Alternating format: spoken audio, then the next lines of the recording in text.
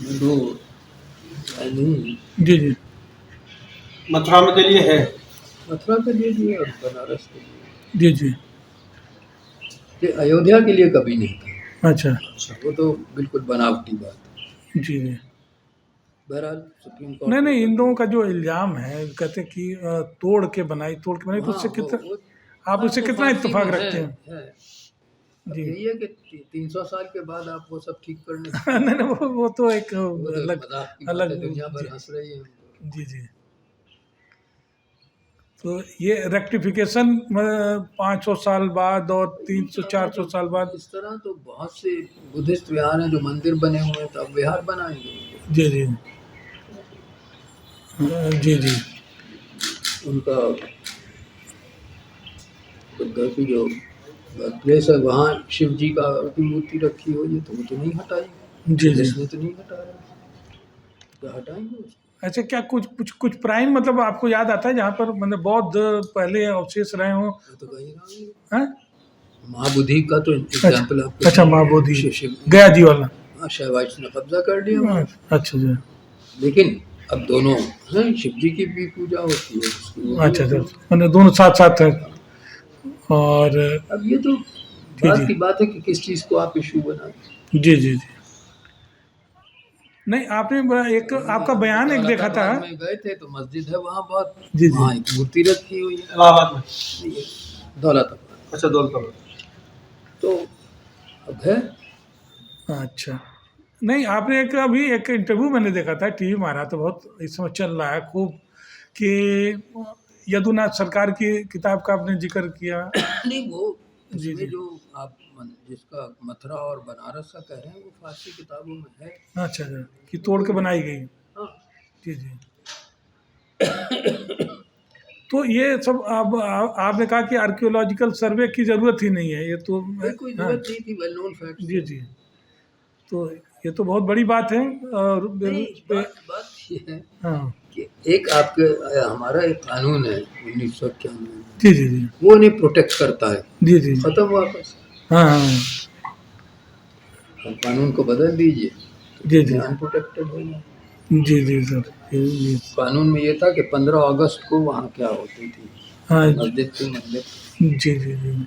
अब जैसे मैंने कहा कि बहुत बहुत विहार हैं जो मंदिर बने हुए हैं, तो क्या बदलेंगे। जी जी।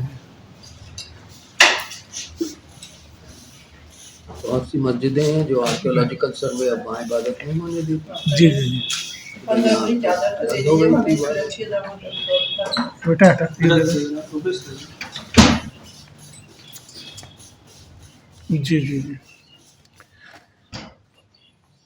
अच्छा, ये जिसका कहते हैं कि औरंगजेब के बारे में खास तौर पर मतलब सबसे ज़्यादा हमला औरंगजेब पर होता है। तो इसलिए कि उसने कहा कि ये मंदिर डिस्ट्रॉय किए जाएं, किसी और मुगल बादशाह ने नहीं किया। अच्छा अच्छा, तो इसलिए वो ज़्यादा ये कह रहे हैं, ऊपर। लेकिन अब उसको भी ओवर डूइंग नहीं करना चाहिए। जी जी उसके इतने राजपूत ऑफिसर थे। जी जी। हाँ, वो तो मतलब इनकी मदद से ही करवाता होगा जो भी हो, जयसिंह था कि उसका, इनके सिपह सालार। उन्होंने जयसिंह को गवर्नर बनाया सात दक्कन का। जी जी। तो दोनों बातें थी। नहीं, मुगलों के पुराने पहले के, जैसे मुगलों से पहले के जो वो थे एग्रेसर जो लोग रहे हैं, तो जैसे सोमनाथ टेम्पल में तो मुगलों का तो कोई हाथ नहीं था, या गजनवी देखिए के पीरियड रुमिया में। थापर की किताब भी है। जी जी। सोमनाथ के बिल्कुल पास एक मस्जिद बनी हुई है जिसमें संस्कृत इंस्क्रिप्शन। अच्छा, मस्जिद में संस्कृत हाँ, में। और उसमें यह है कि यहाँ के जो राजा हैं उन्होंने बनवाई है मस्जिद। Okay okay. तो जैसे उन्होंने लिखा है, हाँ। जो मिला था पढ़ने की दोनों बातें हैं। हम्म। वो बहुत मशहूर इंस्क्रिप्शन है, जी जी। संस्कृत में भी है, फारसी अरबी में भी, वाले में अरबी में, फारसी में। जी जी। वहाँ तो राजा ने बनवाए, हम्म। अकबर ने और जहांगीर ने मंदिरों को इतनी ग्रांट्स दी मथुरा में, जी। औरंगजेब ने उनको वापस नहीं दिया। हाँ, जी जी। पूरी चलती रही। जी हमारी जी। किताब भी है, जी सर। ब्रजभूमि इन मुगल टाइम्स, अच्छा ये सब दिए। अच्छा अच्छा। सब बड़े बड़े मंदिरों को ग्रांट्स दी औरंगजेब के ज़माने में। अच्छा, औरंगजेब ज़माने में भी मंदिरों को ग्रांट। तो कुछ ऐसा मिलता है कि क्या मतलब पर्पज क्या रहा होगा जैसे गिराने का कोई, क्योंकि अब मुगल बादशाहों पर तो जैसे वो लोग कहते हैं कि भाई ज़मीन की तो कोई कमी ये तो नहीं रही। मजहबी लोग बता सकते हैं। हाँ, नहीं नहीं, मतलब एक हिस्टोरियन के तौर पे आप मतलब क्या पर्पज रहा बादशाह होगा। की होती थी, बाद लोग बहुत ज़्यादा इस मज़हब को करते थे। औरंगजेब जैसा है, हाँ अकबर और जहांगीर और शाहजहाँ को कोई खास फिक्र नहीं थी। जी जी। शाहजहाँ ने तो एक मंदिर के लिए ये भी लिखा वृंदावन के हम्म। कि यहाँ तो नहीं, बुद्ध की पूजा नहीं लिखा है कि यहाँ खुदा की पूजा होती है, इसको मदद की। अच्छा, मंदिर के बारे में। हाँ, वृंदावन का बड़ा मंदिर है, जी जी। उसको मैं भी नाम भूल गया। हम्म। उसका फरमान है शाहजहाँ का। जी जी जी। खुदा की इबादत होती है। खुदा की इबादत पूजा होती है यहाँ मदद की जाए। खुदा की पूजा होती है, उसको मदद किया जाए, उसे किसी को रोका ना जाए वहाँ जाए। अच्छा अच्छा। और जजिया वगैरह का क्या है, पहले सबसे पहले जजिया किसने लगाया था। जजिया तो जब अरबों ने सिंध को किया था तो वो अरब हमेशा गैर मुस्लिमों पे जजिया लेते थे। जी जी। तो हिंदुस्तान में जजिया। हिंदुस्तान में वो जजिए का जिक्र मिलता है, जी जी। लेकिन कहीं कहीं नहीं लगता था, कहीं नहीं लगता था। जी जी। तो नहीं, तो सबसे पहले मतलब कब जिक्र आता है, किसके पीरियड में लगा हुआ।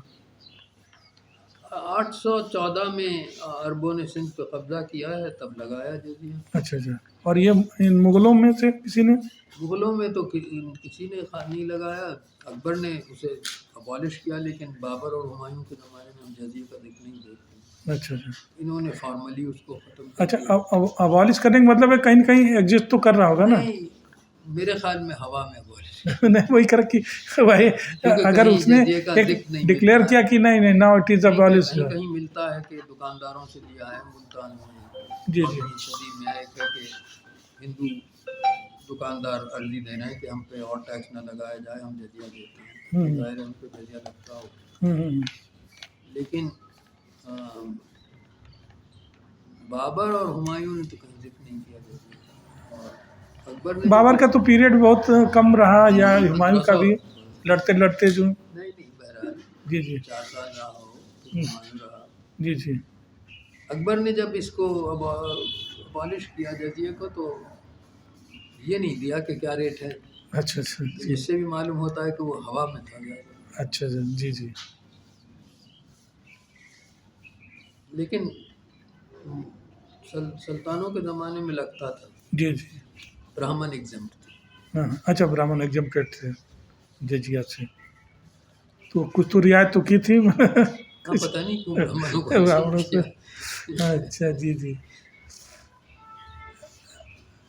अच्छा, जैसे मैं एक थोड़ा सा लिटरेचर और हिस्ट्री को लें तो एक ब्राह्मणों का तो जिक्र मिर्जा गालिब ने भी किया है। एक बिरहमन ने कहा है कि ये साल अच्छा है, तो शायरी में भी जिक्र किया था। तो हाँ, ये लेकिन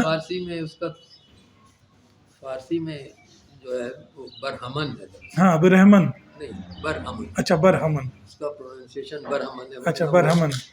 होता नहीं। तो जी उसका जी। तो बहुत जिक्र आता है, जी जी। ख़ास तौर से हिंदुस्तान में जो फारसी शायरी हुई। जी ईरान जी। में तो उनको मालूम ही नहीं कौन ब्राह्मण होता है, हाँ जी जी। लेकिन हिंदुस्तान में जो अमीर खुसरो में, उर्फी में, जी जी। गालिब में, शेखो ब्राह्मण, हाँ, वहाँ शेखो ब्राह्मण बिरहमन। है। हाँ। तो ये जैसे कहते हैं नजूमी, जिसको कहते हैं नजूमी और ज्योतिष ज्योतिषी। उनका अलग था, वो तो हर मुग़ल बादशाह के जी जी। हिंदू ज्योतिषी को। जी जी। अच्छा, हर मुगल बादशाह वहाँ कोई सफ़र हिंदू वगैरह नहीं ज्योतिषी करते रखते थे थे। बगैर ज्योतिषी से। जी जी जी।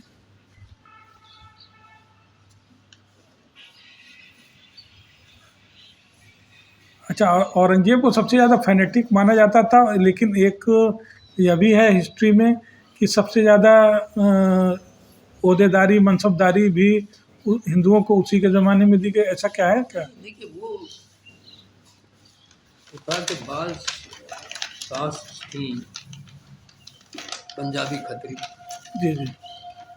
यूपी के कास्ट हम्म। और ब्राह्मण हुआ। हम्म। इन लोगों ने फारसी खूब सीख ली। जी जी। अगर आप फारसी डिक्शनरी सबसे अच्छी जानना चाहें, हम्म, इसके ब्राह्मण ऑथर की है 1739 की बाहर अदब, ओके। जो उन प्रिंसिपल्स पे है जिससे आजकल बड़ी डिक्शनरीज लिखी जाती हैं जी जी। कि हर लफ्ज़ के लिए आप कुछ बताइए कि ये कब इस्तेमाल हुआ, हम्म, उसके माने क्या बदले हैं, हम्म, जिसे कहते हैं हिस्टोरिकल प्रिंसिपल। हम्म, वो मेरे ख्याल में कम अज़ कम फारसी और इंग्लिश में तो सबसे पहले वही है बाहर है। हम्म, वो भी ऑथर ब्राह्मण थे। हम्म, तो फारसी सीख ली थी सबने, और क्लार्क्स कानून को ज़्यादातर पंडित लोग होते थे या कायस्थ थे। रेवेन्यू अफसर। ये दो दो कास्ट थी। जी जी। तो एक सिस्टम बन गया था।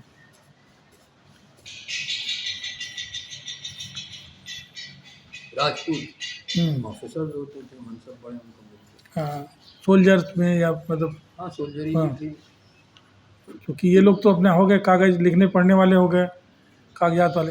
ये टोडरमल के बारे में कहा जाता है कि टोडरमल कायस्थ था, खत्री खत्री था, पंजाब का। पंजाब खत्री जो है। जी जी। तो टोडरमल ने जो रेवेन्यू सिस्टम, मिनिस्टर भी था, हाँ, कमांडर भी था, अच्छा, जी राजपूत नहीं था, लेकिन ऐसा नहीं था। जी जी। बल्कि औरंगजेब के ज़माने में जब यूरोपियंस आते थे तो वही कहते थे हिंदुस्तान अजीब मुल्क है, जो मज़हब चाहे आप लोग। हाँ, अच्छा, जी उनके जी। लिए तो यही बात। हाँ, हाँ, औरंगजेब उन्हें नहीं लगता था कि इंटॉलरेंट हर जगह मंदिर है, हर जगह हाँ, बहुत कहते हैं कि हिंदुस्तान एक अजीब मुल्क है, हर मज़हब का आदमी जो चाहे वो। औरंगजेब के ज़माने। अच्छा, ये अंग्रेजों ने लिखा है। हाँ हाँ, अंग्रेज फ्रेंच सब। हाँ, ऑथर जो है कोई पर्टिकुलर, मतलब ऐसे आपको नहीं, नाम, उन्हें अजीब लगता था। नाम जहन में आता हो फ्रांस कोई? में तो अगर कोई प्रोटेस्टेंट हो तो वो मार दिया जाता था। ओ, यहाँ जो भी हो, ईसाई हो जाए, हाँ, यहूदी हो, हिंदू हो, सब नहीं नहीं, यहाँ तो पहले से ही शैव और सब था। वैष्णव और औरंगजेब के तमाम ज़माने किस्म के, कि यहाँ तो मतलब, ये जो बर्नियर वगैरह तो सब औरंगजेब के ज़माने में है। हाँ, वो ये कहते हैं अजीब मुल्क है, जी जो जी। चाहे अच्छा, अपना बर्नियर मज़हब ने रखे। खास तौर पर जिक्र हाँ, किया। जो चाहे मज़हब रखे। अच्छा अच्छा, अजीब मुल्क है।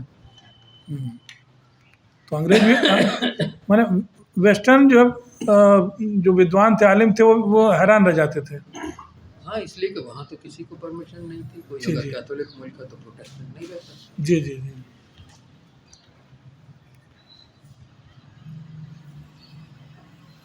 यहाँ तो जैन भी थे, जैनी बात थी, सब मंदिर थे। जी जी। गुजरात में तो बहुत हम्म, ब्रांच। जैन बौद्ध। और यहाँ वृंदावन में तो जाके देख लीजिए, औरंगजेब के ज़माने में सब ब्रांच रहे मंदिर। हम्म। अच्छा, दक्षिण भारत के बारे में थोड़ा सा लोगों को जानकारी भी कम है, या जैसे कहते हैं ना कि मुगलों वगैरह का उतना क्या असर क्या दक्षिण भारत में था, हाँ, कब्जा हो गया था। खासतौर पर कल्चरली जो है असर कितना रहा? ही तो था। हैदराबाद तो बहुत बड़ा हाँ, था। हैदराबाद, बाकी जैसे कर्नाटक है और तमिलनाडु है। मराठों को देख लीजिए, उनके सब डॉक्यूमेंट फारसी में। अच्छा अच्छा। अब ईरान भेज के वो कुछ लोग फारसी सीख के आते हैं ताकि अपने इतिहास को। जी जी जी। अब उनमें बिल्कुल नहीं था। उनके पेशवा जो थे वो मस्जिद के लिए भी ग्रांट्स देते। अच्छा अच्छा, मतलब मराठों के साथ भी यही था। और जैसे उस जमाने में था, बड़े जमींदार की अगर 3 बीवी हिंदू है तो चौथी मुसलमान होती थी। ये पेशवाओं में। ओके, जी जी। अच्छा, मतलब उसी तरह वाइस वर्षा, जैसे ये लोग उसी तरह। मतलब वो एक कल्चर हाँ, था उस जमाने में। रूलर का एक कल्चर था जो। राम मोहन रॉय इतने जी। बड़े आदमी, वो कहते हैं अपने एक और जमींदार से कि देखो यार, हिंदुओं में क्या बात है कि हमारा जो हिंदू बीवी से लड़का हुआ वो बिल्कुल ख्याल नहीं करता, और जो मुसलमान बीवी से हमारा लड़का है वो हमारी इतना ख्याल करता है। राम मोहन राय, सही और बात। यही तुम्हारे हाँ, साथ बहुत है। बड़े, हाँ। तो वो एक कल्चर दूसरा था उसमें।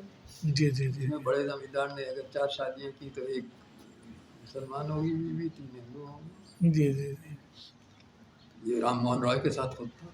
हम्म, ये जब इंग्लैंड गए तो अपने मुसलमान बेटे को ले गए बरकत अली। हम्म। उसका इनका भी वहीं इंतकाल हो गया, वो बेचारा भी वहीं खत्म हो अच्छा, गया। नाम मतलब बरकत अली ही बरकत रखा अली हुआ, रखा। मतलब उन्होंने कोई मतलब वो नहीं किया।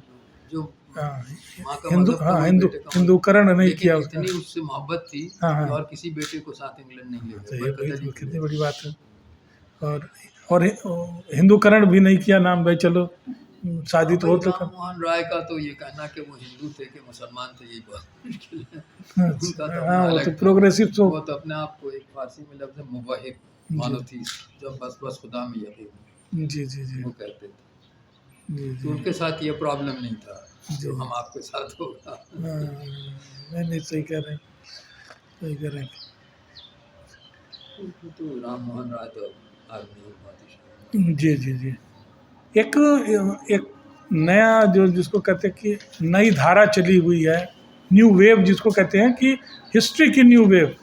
तो पता लगा कि एक जो हिस्ट्री आज़ादी के बाद सामने आई और करीब 90-2000 तक रही, तो उसको लोग ये कहते हैं कि थोड़ा सा ये लेफ्ट साइड में है, लेफ्टिस्ट लोगों की लिखी हिस्ट्री है। देखिए 1947 में कोई तारीख में तब्दीली नहीं हुई। जी जी तारीख तो एक रहती है। हाँ, नज़रिया कैसे मतलब। नजरिया भी भाई, हाँ आप पहले तो है कि फैक्ट्स तो आपको ठीक होना चाहिए। जी जी अब 100 फैक्ट्स ठीक हैं, उसकी आप इंटरप्रेट कर लीजिए। जी जी इंटरप्रिटेशन कैसे लेकिन ये बदल लोग जाता जो कह रहे हैं वो तो फैक्ट्स ही को गलत कह रहे हैं। जी जी अब ये कि हिंदुस्तान में डेमोक्रेसी थी, भाई आप मनुस्मृति पढ़ता नहीं, आपने पढ़ी है नहीं, कौटिल्य अर्थशास्त्र दोनों में पढ़ के तो कहीं डेमोक्रेसी का जिक्र नहीं है। जी जी जी कास्ट है थ्रू आउट, हाँ हर सज़ा जो है वो कास्ट पे होती है, ब्राह्मण को कम होती है, शुद्र को सबसे ज़्यादा होती है। और जो जिन्हें हम शेड्यूल कास्ट आज कहते हैं, चंडाल कम्युनिटीज़ हैं, उनके कोई राइट्स ही नहीं है। हम्म, आप कैसे ये दुनिया भर में जाके आप कह रहे हैं कि हिंदुस्तान जो है वो मदर ऑफ डेमोक्रेसी, तो हंसेंगे लोग। क्या वो पढ़ते नहीं मनुस्मृति? अच्छा एक तो जिक्र आता है बार बार वैशाली का, वो जिसको कहते हैं कि फर्स्ट रिपब्लिक जो है वैशाली, तो उसको नहीं देखिए, उसका वो हिस्ट्री का नहीं, क्या। वो महाजनपद है। जी जी महाजनपद का मतलब ट्राइब्स है। जी जी कहीं ये नहीं लिखा है कि वो डेमोक्रेसीज है। हाँ अब ये है कि वहाँ राजा नहीं थे, तो ऐसे तो सब अफगानिस्तान में सब ट्राइब में हैं, उनके कबीले, उनके कहा कोई राजा नहीं हाँ है, तो वेयर डेमोक्रेसी है। Where head of the state is chosen by people जो ऐसा है। कहीं नहीं, जी जी रिपब्लिक। कहीं नहीं। अच्छा जी जी चोजन का तो कोई जिक्र ही नहीं। हाँ आप ये सिर्फ कह रहे हैं कि वहाँ राजा नहीं था।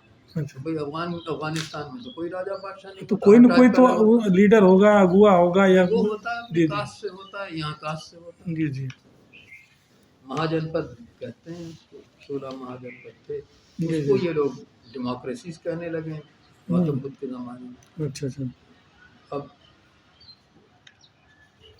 डेमोक्रेसी का तो कोई नहीं था, जो कबील ट्राइब्स का होता है वो तो इस तरह अगर हो जाए तो अफगानिस्तान तो मदर ऑफ डेमोक्रेसी है, वह तो ट्राइब्स ही ट्राइब्स।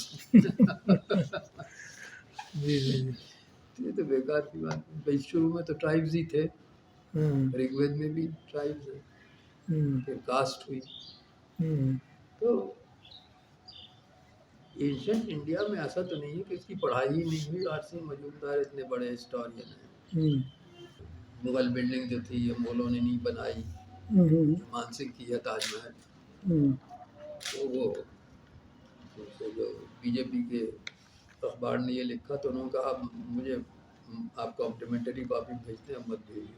हम्म, मैं ऐसे ही अच्छा बेवकूफ़ी की बात हो रही थी। अच्छा अच्छा इन्होंने लिखा था कि मजूमदार को भेजा था। ताजमहल जो था वो मानसिंह पैलेस था, अच्छा अच्छा मानसिंह से बनाया था। हाँ हाँ तो उसने लिखा कि आप बेवकूफ़ी की बात जी है, जी मैं मजूमदार का ये कहना आर.सी. था। मजूमदार। जी जी वैसे वो हिंदू महासभा के थे, हम्म, लेकिन हिस्टोरियन के लिहाज से तो कोई गलत चीज़ को मान ही नहीं सकता। जी जी जी तो ऐसा नहीं है कि हिंदुस्तान के अभी तक हिस्टोरियन ना हुए हों जिन्होंने पूरा संस्कृत से ट्रांसलेशन किया, सब किया, इंस्क्रिप्शन ढूंढे।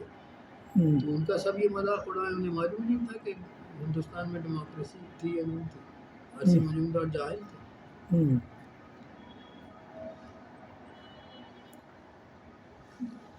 पता नहीं कहाँ से ये सब चीज़ें लाए हैं। तो हिस्टोरियन में तो आपका जैसे कहते हैं ना कि एक कि किसको आप मानते हैं जैसे हिंदुस्तानी हिस्टोरियन में किसको रोल तो मॉडल। ये पहले बताएं कि इस हिस्टोरियन ने ये कहा है कि हिंदुस्तान में डेमोक्रेसी थी, ये जी उसका नाम लें उस हिस्टोरियन। जी जी आर.सी. मजूमदार ने कहा, जूदानाथ जादूनाथ सरकार ने कहा, किसने कहा? जी जी मतलब कोई किसी भाई किसी इतिहासकार ने नहीं हिस्टोरियन का तो नाम लें। जी.आर. भंडारकर, डी.आर. भंडारकर, इतने बड़े संस्कृतिस्ट हैं। जी जी तो इस तरह की बातें करने से क्या फायदा? और जब बाहर के मुल्कों में लोग हंसते हैं, भाई ग्रीक्स में डेमोक्रेसी थी या नहीं थी, लेकिन उन पूरा कॉन्सेप्ट डेमोक्रेसी का डिस्कस हुआ है कोई ग्रीक फिलोसोफर्स में, अरिस्टोटल और रिपब्लिक तो किताब का नाम ही था उसके, प्लेटो ने लिखा जो रिपब्लिक। हाँ बताइए यहाँ क्या। हाँ रिपब्लिक, डेमोक्रेसी उसकी किताब का नाम है। दूसरी बात ये सुनिए कि नेशनल एजुकेशन कमीशन है वो कहता है कि इंडियन नॉलेज सिस्टम हम पढ़ाएंगे, तो कहाँ से पढ़ाओगे? मनुस्मृति और कौटिल्य अर्थशास्त्र। मुझे संस्कृत नहीं आती, इंग्लिश ट्रांसलेशन दोनों के मौजूद है, आप पढ़ के देखिए। आज क्या उसको हिंदुस्तानी कल्चर कहा जाएगा कि शूद्र के ने अगर किसी ब्राह्मण को औरत के पैर छू लिए तो उसका हाथ काट दिया जाएगा? ये हिंदुस्तान की अब कल्चर होगा, तो क्या हिंदुस्तान की ये शक्ल बनाए? जो दो किताबें इन्होंने कही मनुस्मृति, आप लोग तो लिखे लोग हैं, आप पढ़ के तो देखिए, तो वो आप इंडियन कल्चर को रिप्रेजेंटेटिव बनाए। उन्होंने क्या शूद्रों के लिए कहा है, शूद्रों के लिए क्या कहा? कानून में शीशा पिघला दूं। हाँ वो तो कौन पिघला था, लेकिन बहरहाल जो कुछ कहा जी जी। कौटिल्य में तो हर सज़ा जो है वो जातिवाद के मुताबिक है, ब्राह्मण को सबसे कम और शूद्र को सबसे ज़्यादा और अछूत को तो बिल्कुल ही खत्म। तो ये पुरानी चीज़ें हैं, जी तो उनको तो पढ़ाना चाहिए। अगर कोई इस वक्त ये कहे कि मुसलमानों को शरीयत पढ़ना चाहिए तो बेवकूफ़ी होगी। ये तो एक ज़माना था जब सही आती थी, अब तो नहीं, एक वर्ग तो है जो कहता कि नहीं थोड़ा सा शरीयत पर चलना चाहिए और शरीयत पर लागू होना चाहिए। तो एक तो वो वर्ग है, यहाँ तो आपकी हुकूमत है, सरकार है, जो भी ये सब लोगों से कह रही है। अब शरीयत के बारे में किसी को पता ही नहीं होता है, तो लेकिन शरीयत के बारे में पता है, मनुस्मृति के बारे में पता है, हमें मालूम है हिंदू लॉ क्या थी। जी जी। हिंदू लॉ में कुछ नहीं, अंग्रेजों ने इतना काम किया उस पर, एक हद तक मानी जाती है। हिंदू कोड है जी जी, जो बदल गई है। अब जैसे ये आता है कि उसमें कि अब जिसको कहते हैं हिस्ट्री से कम वाकिफ तो होना चाहिए, चाहे गलत या सही। अब अली जो है सजदे में थे, उनका कत्ल कर दिया, तो अब ये चीज़ लोगों को जानकारी तो होनी चाहिए। भाई देखिए वो तो हिस्ट्री की बात है, उससे हिंदुस्तान की हिस्ट्री का तो हाँ कोई ताल्लुक नहीं है। अब आप हिंदुस्तान की हिस्ट्री पे आइए, वो तो अरबों पे छोड़ दीजिए। जी जी। और वहाँ ऐसा नहीं है कि हिस्ट्री ठीक से ना हो, लेकिन जो हमारे देश की हिस्ट्री है उसमें ये तो हमें अकल होना चाहिए कि हम गलत बातें नहीं करें। जी जी। बेकार मूँछों पे ताव नहीं। अब सिंध में जैसे मान लीजिए, सिंध में तो एग्रेसर रहे, लेकिन ये कहा जाता है कि इस्लाम सबसे पहले आया केरल में और बिना किसी। नहीं वो तो देखिए दूसरी बात है, वहाँ ताजिर आए थे, अरब ताजिर थे, वो सब। जी जी। लेकिन ये भी गलत है, सिंध में तो बहुत जल्द आ गया 714 में। अच्छा।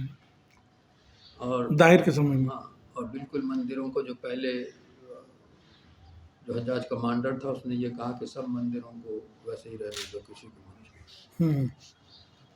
तो जो बड़ा मुल्तान का सूरज का मंदिर था वो भी उन्होंने मेंटेन। तो उन्होंने तो अगर वो पढ़िए तो जाहिर है कि उन्हें मालूम था कि हमें सिंध पे हुकूमत करना है, तो सिंध के लोगों को तो खुश रखना होगा। तो तोड़ फोड़ कहाँ से कब से शुरू हुई? तोड़ फोड़ बहुत कम हुई। महमूद गजनवी ने सोमनाथ किया। वैसे तो आपको मालूम है कि महमूद गजनी की हिंदू फौज बड़ी थी, उसका कमांडर हिंदू था। जी जी। और मैं उसका नाम भूल रहा हूँ। बाद में उसके बेटे के ज़माने में वो वायसरॉय हिंदुस्तान के बनाए गए, उनके डोमिनियन जितनी थी उसके हिंदू साहब एक वायसरॉय महमूद गजनवी के कमांडर थे। तो उनके लिए कहा जाता है कि वो तुर्कों को हिंदुस्तान के हमलों में इस्तेमाल करते थे और राजपूतों को खुरासान और मुसलमानों के लिए। मतलब ये स्ट्रेटजी थी उनकी। हाँ, इसलिए कि हिंदू जो सोल्जर होगा खुरासान में, हाँ, वो लोकल लोगों से तो मिलजुल नहीं सकता। हाँ बिल्कुल बिल्कुल। तो मशहूर है ये स्टेटमेंट। जी जी। उसी ज़माने के जी जी। अल-बैरूनी जिसने संस्कृत सीखी और पूरा हिंदुस्तान के कल्चर पे लिखा है किताब हिंद, दुनिया में इंडियन नेशनलिस्ट हम्म, होना चाहिए। तो जो हिंदुस्तान की तारीख में पहली पोएम है और बहुत लंबी, वो हम्म, फारसी में अमीर खुसरो की, हाँ, संस्कृत में कोई है ही नहीं। बल्कि युआन चुआंग यहाँ कहता है कि ये अजीब मुल्क है, हम्म, यहाँ के लोग जो हैं वो ये तो कहते हैं कि हम अयोध्या में रहते हैं, ये हम बंगाल में रहते हैं, हम इसमें रहते हैं, उन्हें मालूम नहीं कि हिंदुस्तान में भी कोई नहीं। अच्छा, तो हमारी जो वीकनेसेस है वो भी हमें याद रखना है। जी, पूरे मुल्क की जो तारीफ हुई हम्म, वो अमीर खुसरो से शुरू हुई।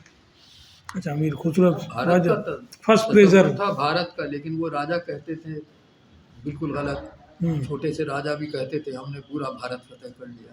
वो भारत का दूसरा था मतलब वो, कि हाँ, मुल्क है भारत, हमने ये ज्योग्राफी लेकिन जिसको उससे कहते कोई हैं, मोहब्बत होना चाहिए। हाँ, हाँ, नेशन का जो कॉन्सेप्ट, जो राष्ट्र का जो, तो नेशन का नहीं, कंट्री का। कंट्री का, as a country, Yuan Chwang ने लिखा है कि यहाँ के लोगों को ये है, जैसे चीन का तो हर एक चीनी है एक जबान। अब यहाँ बहुत सी जबानें थी, भाषाएं थी, तो उनसे भी आप नहीं कह सकते कि उनकी कोई गलती है। तो वो कहता है कि यहाँ के लोग अजीब हैं, वो कहते हैं हम कौशल के हैं, हम मगध के हैं, लेकिन ये नहीं कहते कि हम भारत के हैं या भारत को वो हिंदू कहता है, हाँ। हिंदू के हिंदू। हिंदू। अच्छा, ये हिंदू का जैसे एक, ये भी एक बड़ा कंट्रोवर्सी होती है, कहते हैं कि भाई सब लोग जो है कि हिंदुस्तान में हर रहने वाला हर आदमी हिंदू है, तो इससे एक वर्ग है जो बिल्कुल अलग कर लेता है, और एक वर्ग कहता नहीं नहीं यही बिल्कुल सही है, तो इससे, इसे आप जो भी कह लें, सवाल तो ये है कि हिंदू का लफ्ज़ तो कोई संस्कृत का नहीं है। हाँ, जी, हाँ, पहले तो आप चलिए ये हाँ, कि ये तो अरबी का है अरबी का है, और फारसी के ज़रिए गया है, क्योंकि जो संस्कृत में सा होता है वो हाँ होता पुरानी है, फारसी में हा हो गया। हाँ, तो सिंध जो है नदी वो हिंद हो गई, सिंधु, हाँ, सिंध से और हिंदू, इधर जो पूरा हुआ वो हिंदुस्तान हो गया। तो हमारे यहाँ तो भारत का कॉन्सेप्ट था, लेकिन राजा कहते थे जिनकी छोटे छोटे राजा के हमने पूरे भारत को कब्जा कर लिया है, मतलब। लेकिन ये कि आप कोई भारत से कोई मोहब्बत होना चाहिए, प्रेम होना चाहिए, ऐसी कोई आपको पोएट्री नहीं मिलती। ये तो फारसी से शुरू हुआ, अमीर खुसरो जी जी, कोई 15 सफ़े पोएट्री के हैं हिंदुस्तान की तारीख ब्राह्मणों की। अच्छा अच्छा, अमीर खुसरो ने पहली बार भारत के एज ए बने पूरे देश के तौर पर, मुल्क के तौर पर हाँ, 15, और फिर तो बहुत है, फिर अबुल फजल हैं, बाद में अकबर के ज़माने में तो बहुत इसको चढ़ाया गया। लेकिन जो तो अब ये है कि आहिस्ता आहिस्ता चीज़ें बनती हैं। अब आप डेमोक्रेसी को ले जाएं उपनिषद के ज़माने में, तो ये कैसे होता है?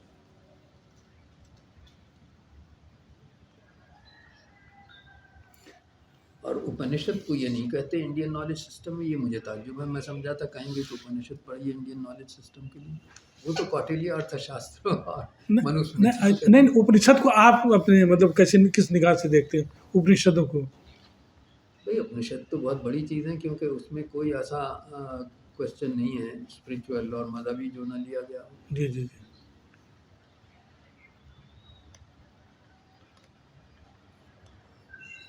लेकिन ये लोग नहीं लेते हाँ, तो उपनिषद आपको को नहीं, ताज्जुब है। मैं समझा था इंडियन नॉलेज सिस्टम में कहेंगे उपनिषद, सही बात, लेकिन ये तो कहते हैं कौटिल्य हाँ, अर्थशास्त्र और मनुस्मृति, जो बिल्कुल कास्टिस्ट। सही बात है। तो इसके पीछे वजह क्या देखते हैं आप? नहीं, वजह तो कुछ, क्योंकि आप बिल्कुल आप ही खुल, सोच लीजिए हाँ, कि जिस देश के पास उपनिषद हो हाँ हाँ, वो कौटिल्य और मनुस्मृति के बजाय, जी जी जी मतलब शर्म की बात है। जी जी,